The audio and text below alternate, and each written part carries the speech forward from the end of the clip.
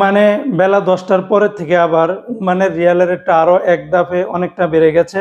অপরদিকে আবার ওমানে আজকে স্বর্ণের রেটটা আগের তুলনায় অনেকটাই কমে গিয়েছে। আজকে হলো জুলাই মাসের 17 তারিখ 2025 সাল, রোজ বৃহস্পতিবার। বন্ধুরা, আমি সকালে টাকার রেটটার আপডেটটা জানিয়েছিলাম, তখন কিন্তু কম ছিল, স্বর্ণের রেটটাও বেশি ছিল। তবে বেলা 10টার পরের থেকে আবার টাকার রেটটা বেড়েছে, অপরদিকে আবার স্বর্ণের রেটটা কিছুটা নিম্নমুখী হয়েছে। তো আজকে যারা ওমান থেকে 24 ক্যারেটের প্রতি গ্রাম স্বর্ণ ক্রয় করবেন, 42 রিয়াল 300 পয়সা, যেখানে আগে ছিল 42 রিয়াল 500 পয়সা। 22 ক্যারেটের প্রতি গ্রাম 39 রিয়াল 550 পয়সা। এটা ছিল একটা কোম্পানির রেট।